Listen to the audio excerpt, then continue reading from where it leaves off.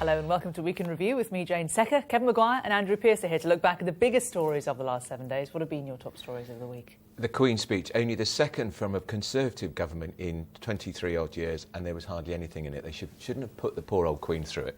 Waste of time. Kevin? Boris Johnson going bananas, Nigel Farage talking about a second referendum. They sounded like whining losers. Well, more on both of those stories in a second, but first, let's get a taste of what the week was all about. A passenger plane flying from Paris to Egypt disappeared from radar over the Mediterranean Sea. 66 people were on board. The government's legislative programme was delivered to Parliament on Wednesday in the Queen's speech. Prison reform, a British Bill of Rights and a bill to fight extremism were all proposed. Meanwhile, a man was arrested at Buckingham Palace after scaling a perimeter wall. The 41-year-old was not armed. 2 of the 220 girls abducted from a school in Nigeria by Boko Haram 2 years ago have been rescued. One, Amina Ali, met the country's president after being found in the Sambisa forest with her 4-month-old baby. Shadow Home Secretary Andy Burnham has launched his bid to become Mayor of Greater Manchester. The former Cabinet Minister says Westminster has failed the North and that he'll promise to tackle the North-South divide. A black bear has been captured after straying into a city in Southern California. The animal wandered into Rancho Cucamonga, strolling along streets and climbing trees before it was shot with a tranquilizer and released back into the wild. And hundreds of people elsewhere in the United States reported seeing a huge fireball, thought to be a meteor, light up the night sky. Footage of the event was caught on a police dashboard camera in Portland, in Maine.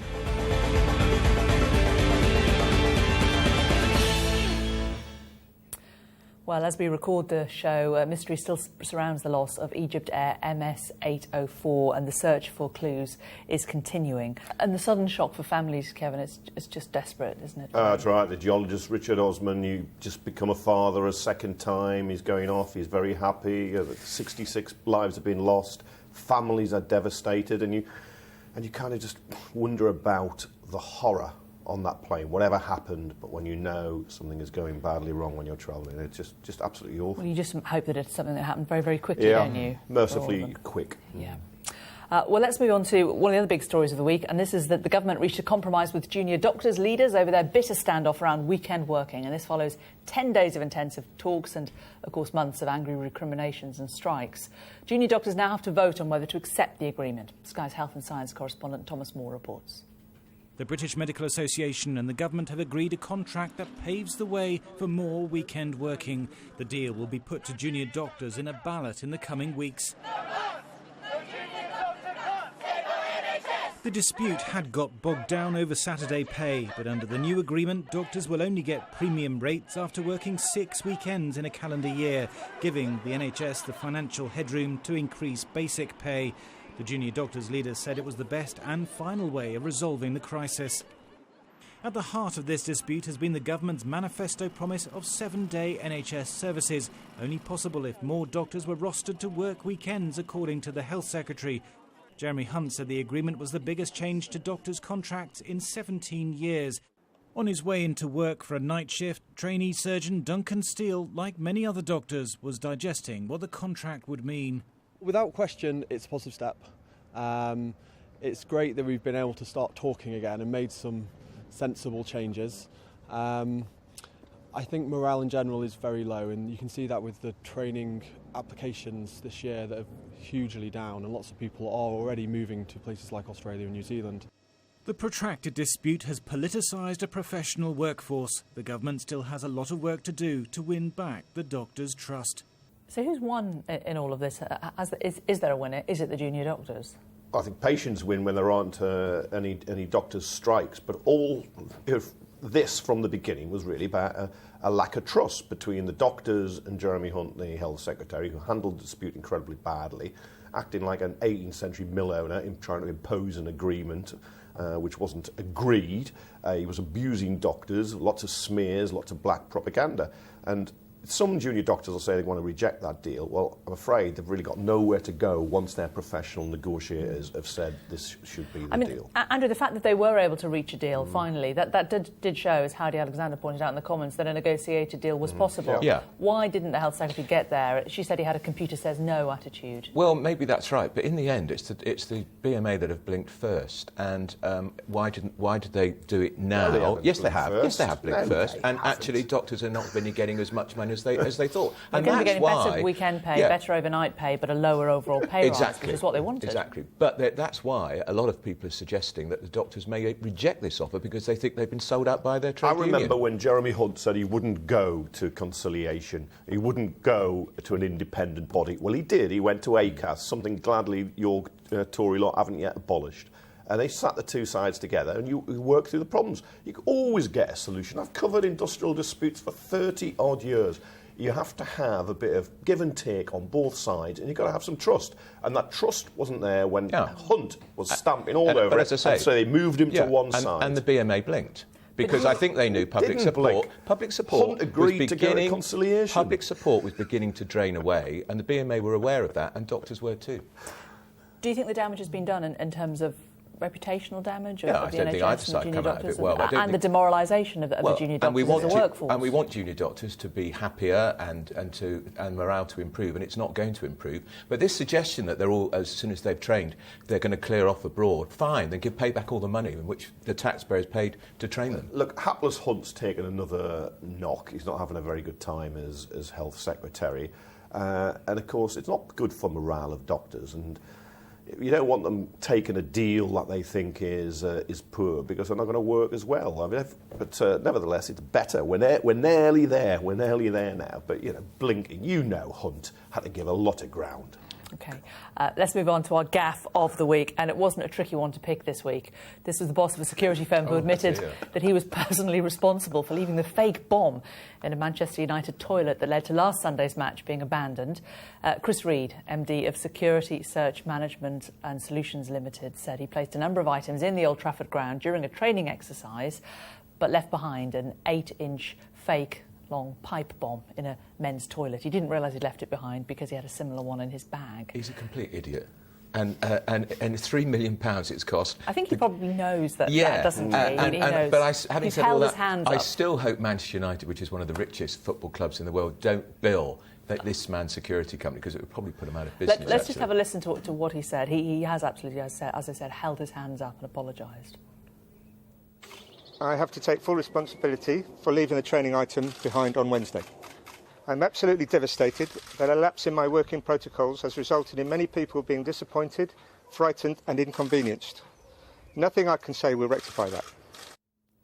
It's reassuring, isn't it, though, that these operations are being carried out? Possibly less reassuring that they managed to not spot this on their checks until the last moment. That's right. Every cloud's got a silver lining, clutch at some straws. No, I mean, it was the perfect evacuation. But what I couldn't get is why Manchester United, once they saw that dummy bomb, says it's a dummy bomb, if it's found, ring this telephone number. And why somebody didn't think of ringing that number and putting two and two together, that they've had him in. Maybe that's a double bluff. Maybe that would set the bomb off. Who knows? But they now have had the best dress rehearsal for a terrorist incident anybody could ever hope for, and it went off very orderly and very well. So, in a sense, maybe they've got something to thank this. But 70,000 What about people, all the Bournemouth fans who travelled all that way? 70,000 people out of pocket and inconvenienced. Yeah, well, I think Manchester United should reimburse the Bournemouth fans for their train fare. They can afford it. Right, lots of tweeted suggestions for that gaffe of the week, by the way. Alex Harris tweeted that in. Don't forget, keep your suggestions coming in on Twitter using the hashtag winner. WINR is the hashtag. Now, the government's legislative programme for the next 12 months was set out by the Queen on Wednesday at the state opening of Parliament. 21 bills unveiled, including House of Lords reform and a shake-up of the prison system. Faisal Islam reports. Her Majesty herself, of course, is above politics. These traditional scenes of our sovereign's message used by the Leave campaign to make its argument about sovereignty. The House of Commons independence celebrated by the traditional refusal to allow in the Queen's representative at first. But this is not politics as normal. The Lord High Chancellor Michael Gove handing over a One Nation Queen speech from a party split two ways. The headlines, the PM's social policy legacy. My government will legislate to reform prisons and courts. Legislation will be introduced to prevent radicalisation, tackle extremism in all its forms. On the way out, the Prime Minister attempting some small talk with a friend on Europe, Jeremy Corbyn, but not much response. It's had all the airs and graces of a normal Queen's speech, but this was a far from conventional address from Her Majesty. It's not just because the government can't afford to offend voters ahead of the referendum, but David Cameron's finding it difficult enough without that to pass his legislation. A modest agenda for the nation announced by Her Majesty today, and even that dependent on the decision made by the people next month. Yeah, the referendum really felt like that was really overshadowing what happened, didn't it? Well, that Queen's speech is a prisoner of what's happening, because the only thing that's going on at the moment is the referendum. There was all sorts of bills were capsized, such as the sovereignty bill, which was going to be brought in just to placate Boris Johnson to stop him going to the Leave side. The only interesting thing that came out of it, I thought, was Michael Gove's very interesting stuff on prison reform, that prisoners perhaps will just be in jail at weekends and be at home in the week. It's quite radical for a Tory government to do that, and something I'd support, actually. But there's very little else in there, really. I mean, it's a bit of a waste of time, the Queen going out to deliver it, really. It did seem that there wasn't a huge amount for the opposition to go at in this Queen's speech, that a lot of the bills, as Andrew says, the prison reform, were kind of things that you would actually think were more left-leaning. Yeah, or speeding up adoption. And what was new, you could have probably got in one tweet of 140 characters. You didn't need the old girl coming out and recreating Disney in a democracy. But it is, because of the European referendum on the 23rd of June, that is the big moment. And in fact, really, Cameron is trying to show that he's still got some wind in his sails, he's going to carry on. He claims he's a great social reformer, well, he's a kind of social reformer in the mould of a beadle in a workhouse, when he's always having a go at poor people or the disabled. But that should have been held back, I think, that's Queen's speech, until after the referendum. And then, he might not even be Prime Minister if he loses. Right. Yeah, and of course, that's what a lot of people are saying. Will he be the Prime Minister to enforce all this legislation anyway? Because even if it's a narrow victory for Remain, his time as Prime Minister, I think, will be coming to an end. And can he get any of it through anyway, because he has such a small majority? Indeed. Well, because there's so little contentious stuff in there, I can't think there's much that even Comrade Corbyn would object to. Some of the anti-terror stuff is probably because it could backfire. So I think you'll see a lot of rows on that. Right, let's time for our quiz now. Why has a 23-year-old woman from Florida been in the news this week? Do you know at home? We'll find out after the break.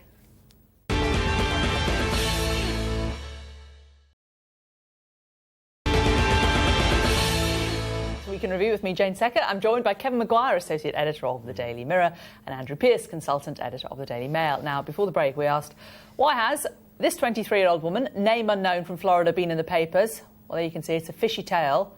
She was bitten by a 2-foot-long baby reef shark who died as she was trying to get it off her arm with its teeth still clamped shut. No. Doctors finally managed to prise the jaws apart, and she later buried it. Bless. Oh. But the two things I thought were quite interesting about the story. One was some people said that her and her friends had been annoying the shark. They'd been playing with it. So possibly the shark was getting its revenge. Yeah. But also the fact that her name hasn't been released. And I think it's really unusual in this day and age when a story like this happens, her picture's been across the whole world, but not her name. And perhaps they think she should be targeted by mad conservationists who think she murdered the shark. Mad conservationists. I can't confirm that she was playing with it. It might not have been her. Yeah. But anyway, the shark has had a burial. So. Right. Now... Is it a Christian burial? 31 athletes could be barred from this year's Olympics in Rio de Janeiro after their doping samples from the 2008 Beijing Games came back positive in retests by the International Olympic Committee. The doping results are the latest scandal to hit international sport, following allegations involving athletes at the Sochi Winter Olympics. Sky's Paul Kelso reports. Faster, higher, stronger. It's a motto supposed to inspire athletes to do their best, but for some, winning by any means has become an alternative motto. But from Olympic headquarters in Lausanne, an announcement that suggests the authorities may be catching up with the cheats from past games. The IOC has retested more than 450 samples from the Beijing Olympics, and revealed the biggest ever haul of positive tests from a single Games. There were 31 positive tests for drugs from athletes drawn from 6 sports and 12 nations. As well as the Beijing samples, the IOC has also conducted more than 250 tests on samples given at the London Olympics 4 years ago. More positives are expected, and those found guilty will all be banned from the Rio Olympics. With the clock ticking down to the start of the Rio Olympics, the International Olympic Committee has described these positive tests as a powerful strike against the cheats, and they hope the announcement will bolster the confidence not just of clean athletes, but of the watching sporting public. Whether Russian athletes will be there remains to be seen. The track and field team is currently banned for systematic doping, and Sky News understands that Russian athletes are among those targeted by the IOC. World Athletics governing body led by Sebastian Coe will decide their fate on June the 17th. Some believe the ban must stay, even if it means clean athletes miss out. If they're not cooperating, if they're giving the impression that so many of our athletes are cheating, then they shouldn't be allowed to go to the games. I'd like to see Russia there, but I think they have to prove that they're getting their act in order, and I think they're going to be up against it. In Lausanne, testing to prevent cheats from the past profiting in the future goes on. The message is that eventually the cheats will be caught. Do we have any confidence that this will happen, though? I mean, No. It seems that international sport just is unable to clean up its act. Why has it taken so long? Why did they not know about these cheats? Why did it take 8 years to find out that 30-odd athletes cheated, and potentially some at the London Games too? And probably a lot of them are Russians, I suppose.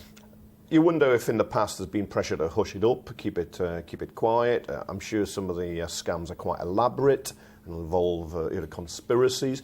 But there was a time you got one cheat, it was incredible, and there was a huge shock. Now it's almost, you get so many and you think, well, that's what they're doing, because sport is so competitive and there's so much money involved in it now. It's a business, it's not just about the personal glory. But even the cheats who were caught are then allowed back in. Ben Johnson, of course, was allowed to resume his running career with no success, thank God. But what they get caught, chuck them out for life. Yeah. Do you think the medals should be reassigned for Yeah. those people who are lower down the medals list? Yeah, and there should be a ceremony too, where they can have their national anthem, and so they can get a bit of fuss out of it. Well, you can cut the ribbons off. Good idea. I reassign them. Yeah, you can rewrite the history books. Yeah.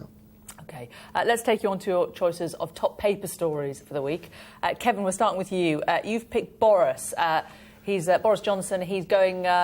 He's got some apparently wonky claims. Yeah, about Brexit backer bananas. Boris Johnson boobs over bogus Brussels banana claims. Excellent. That's very good alliteration. Very good. But he was claiming that the EU had banned the sale of bananas in bunches of more than 2 or 3, which is just a lie. And he's become a liability, actually, Boris Johnson. He goes around, he can get away with it cheering people up, but the moment you scrutinise a word he says, you find out it's absolute rubbish. He goes around, his bus has got a lie down the side that Britain supposedly sends 350 million a week to Brussels. No, it doesn't. And even Nigel Farage admits that isn't true. And even Michael Heseltine this week coming out and saying that he thought that the strain of the campaign was beginning to tell on Boris. Well, just remember Michael Heseltine, the man who sat on a platform with Tony Blair in 1998, or was it 1999, saying we must join the European single currency. Not to do so would be an economic disaster. Quite enough advice from Michael Heseltine.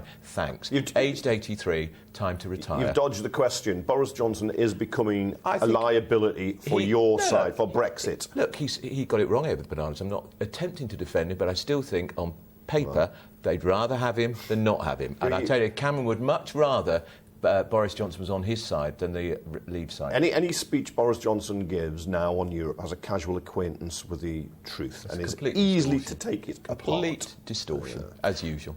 Andrew, your choice of paper stories. This is British Airways, which is considering charging for in-flight meals. It's a what real would Mrs Thatcher say about that? Well, she went right off them, didn't she? When did. They changed the Union flag and had that silly squiggle, she covered it with her handkerchief. But one of the real reasons you like going on British Airways is because it was a cut above Ryanair and EasyJet, but they've just had to succumb to the inevitable. It's only a consultation, isn't it? They're consulting about whether they will do it, and there has been quite a lot of bad PR about it. this. It has caused bad PR because you get a sandwich, a cup of tea, it's quite nice. Sometimes you get a glass of wine. Yeah, depends which class you're in. I think you'll find. Well, I'm going to say, it's a long time since he turned right and down economy with us, and he always goes left to business class. You come right now, the food on BA planes, I'm sad to say, I fly a lot on BA, is not very good.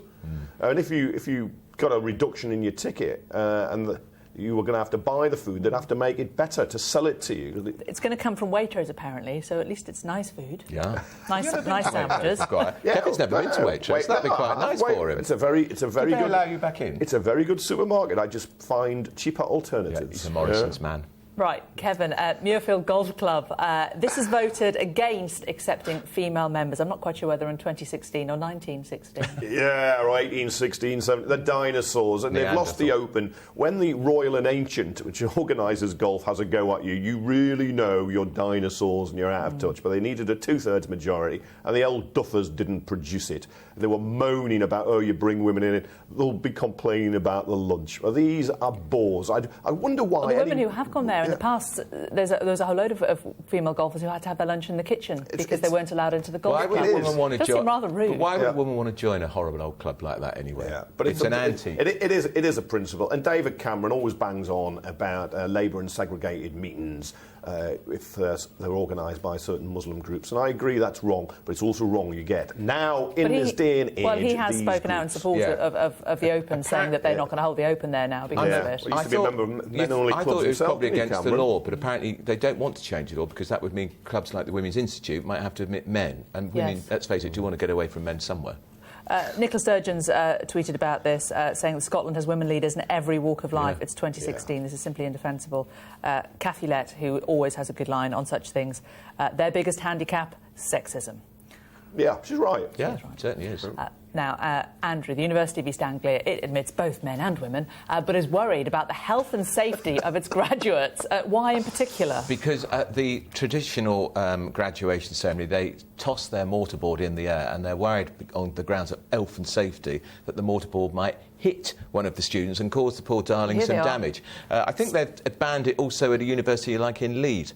I have to say, though, wasn't this some hideous American practice that was imported from the United States I was thinking that because when I graduated back in the midst of time, we did have mortarboards, but we never had anything like that. We didn't have a big collective throw, and I never... I had to return mine to the high place, so I wouldn't have thrown it because I might have But why are they throwing it anyway? They're throwing it away. Is that the idea? I think it's we've done this. I'm no fan of health and safety, unlike Maguire, but it is an American thing. I got my degree sent in the post. I couldn't be bothered to go and dress up like that. But the health and safety executives attack what they've done. And there's a real health and safety issue when 142 people die a year at work. And this is just ridiculous. It's pathetic. It is a bit silly. Right, thank you very much for taking through the papers. What about your ups and downs? Andrew, we're starting with you. Carry On. I love the Carry On series. Hold on to your tackle. Carry On's coming back. What a joy.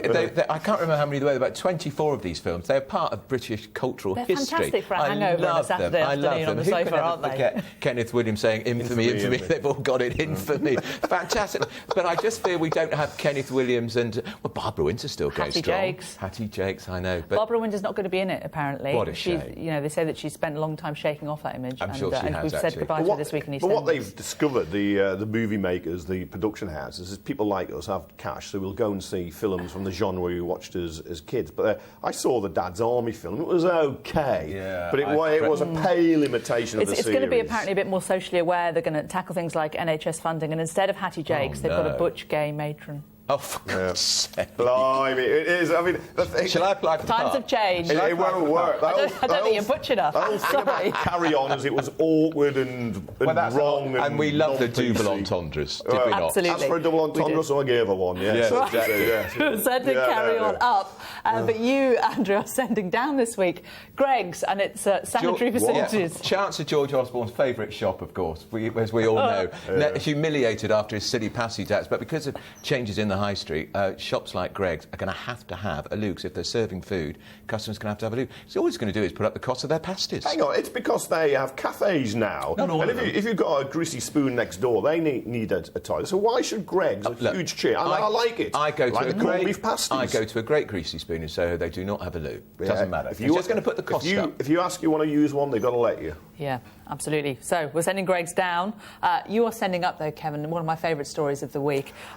This is Colin Dunn and Sally Smith. Gorgeous. God bless them. Who are getting married 44 years after getting together. They'd both been married before. He was a lorry driver. She worked in the local social club in Leeds. You know, they met over the bar, as it were. But they've decided now in their 80s they're going to get married. It's just nice. It's love burns eternal. You get there in the end. They've got 4 children, 13 grandchildren and 9 great-grandchildren. And didn't she look radiant too? She looks fantastic. They had their reception back in the social club. It's just gorgeous. Makes me go all teary. Right, so we're sending them up. But you are sending down a letter...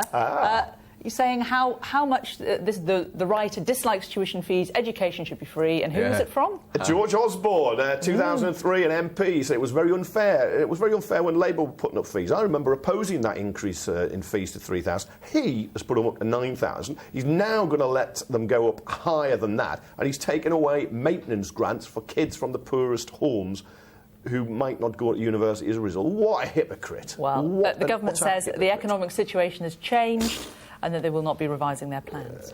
It's caused a lot of mirth this week, though, on Twitter. So we're sending down George Osborne and his letter back from the 90s. Thank you both very much. Don't forget, keep sending us your nominations, who you would like to send up and down, using the hashtag WINR winner, and we'll try and include them in the show. Thank you for joining us for our review of the week. We'll be back with much more next week. But for now, it's goodbye from them. Goodbye. Bye. And it's goodbye from me. Goodbye.